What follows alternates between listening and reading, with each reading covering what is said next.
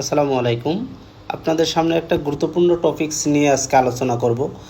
মূলত আপনারা দেখতেছেন এখানে পানি পড়তেছে। আসলে এটা একটা সিস্টেম, এই সিস্টেমটা আমি বলতেছি। তো একদিক দিয়ে পানি ঢুকতেছে আর একদিক দিয়ে পড়তেছে। কেন ঢুকতেছে, কেন পড়তেছে সেই বিষয়টা নিয়ে আলোচনা করব। যেহেতু আমাদের এখন প্রচণ্ড তাপদাহ চলতেছে, অর্থাৎ দুপুরবেলা অনেক বেশি তাপ বেড়ে যাচ্ছে। অর্থাৎ দেখা যাচ্ছে যে আপনার তাপমাত্রা প্রায় 39 ডিগ্রি সেলসিয়াস 41 ডিগ্রি সেলসিয়াস পর্যন্ত উঠতেছে। তো এ সকল ক্ষেত্রে আমাদের মূলত তাপের যেহেতু অনেক বেশি, মুরগির জন্য এটা খুব কঠিন টলারেট করা, এবং মুরগি হিট স্ট্রোক করে মারা যায়। তো এই হিট স্ট্রোক করে যাতে মারা না যায় এর জন্য আমরা যে কাজটা করতে পারি, তো সেই সম্পর্কে আজকে তুলে ধরবো। তো প্রথমত এই যে দেখেন, এখানে দেখালাম যে কি, এটা হলো পাটের বস্তা। অর্থাৎ এই যে পাটের বস্তাগুলো ভিজে দেওয়া হয়েছে। পাশাপাশি আপনারা আরেকটা দেখবেন যে কিছু কিছু বালতি বসানো আছে। এই বালতিতে আবার ফ্রেশ ঠান্ডা পানি আছে। তো এই যে ফ্রেশ ঠান্ডা পানি আছে, আবার হলো এই যে পাটের বস্তা দেওয়া আছে, এগুলো ভিজে দেওয়া হয়েছে। কারণটা হলো কি, উপরে আবার ফ্যান চলতেছে। অর্থাৎ ফ্যানের বাতাস যখন নিচে পড়তেছে, তখন যখন এই বস্তার উপরে ফ্যানের বাতাস পড়বে, তখন এখান থেকে ভ্যাপার আকারে ঠান্ডা বাতাস বইবে, যেটা হলো রুমের তাপমাত্রাটাকে স্বাভাবিক রাখতে সহায়তা করবে, মানে মুরগির উপরে স্ট্রেস যেন না পড়ে। তো আপনারা দেখেন মুরগিগুলো এই যে পেন্টিং করতেছে, অর্থাৎ কী করতেছে, হা করে একটু শ্বাস দিচ্ছে। যখন প্রচণ্ড তাপ হবে এরা অনেক বেশি হা হা করে শ্বাস নেবে। অর্থাৎ দেখবেন যে তখন তারা তাপটাকে এই মুখ দিয়ে রেগুলেট করার চেষ্টা করবে। তো আপনারা এটা কি করবেন, এটাকে নিয়ন্ত্রণ করার জন্য এটা একটা সিস্টেম হলো যে আপনাকে অবশ্যই ঠান্ডা পানি সরবরাহ করতে হবে। তো এখানে দেখলাম আমরা প্রথমেই একদিক দিয়ে পানি পড়তেছিল, অর্থাৎ আমরা মোটর চালু করে একদিক দিয়ে পানি দিচ্ছিলাম ঠান্ডা পানি, এবং অন্য দিক দিয়ে গরম পানিটা বাইর হয়ে যাচ্ছিল। তো আপনারা এটা কাজ করবেন।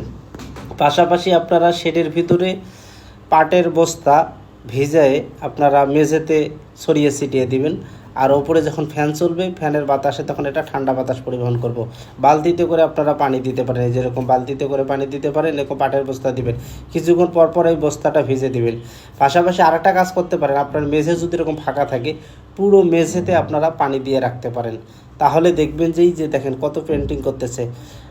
যদি আপনার এই তাপটাকে আপনারা এভাবে কন্ট্রোল না করেন, তাহলে দেখবেন আপনাদের কিছু কিছু মুরগি স্টক করে মারা যাবে। আর যখন স্টক করে মারা যাবে মানে আপনার কি লস। তো এই জন্য এই স্টক থেকে প্রতিরোধ করার জন্য আপনার ম্যানেজমেন্টটা ভালোভাবে নিতে হবে।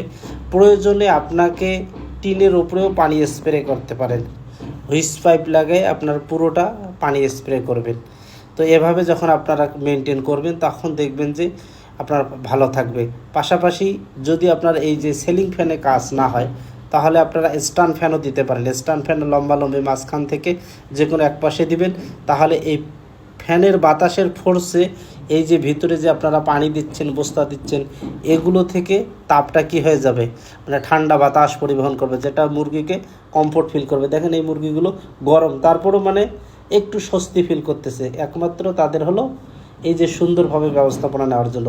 পাশাপাশি আরেকটা করবে, তাদের খাওয়ার পরিমাণ একবারে কমে দেওয়া হয়েছে, মানে হালকা পরিমাণ। যদি প্রচণ্ড তাপ ওঠে, 39-40 ডিগ্রি সেলসিয়াস তাপ ওঠে, তাহলে আপনারা দুপুরবেলা মুরগির ক্ষেত্রে খাবার বন্ধ রাখবেন, ফিড দিবেন না। কারণ তারা যদি ফিড গ্রহণ করে, পাশাপাশি প্রচণ্ড তাপ বডিতে আরও বেশি তাপ উৎপন্ন হবে। আর যখন আরও বেশি তাপ উৎপন্ন হবে, তখন দেখবেন যে তারা মারা যাবে কিছু কিছু।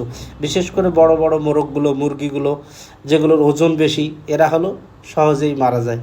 তো আপনারা অবশ্যই গ্রীষ্মকালীন ব্যবস্থাপনা হিসেবে এভাবে ম্যানেজমেন্ট নেবেন, তাহলে আপনার খামার ভালো থাকবে, সুস্থ থাকবে, আপনারাও ভালো থাকবেন। ধন্যবাদ।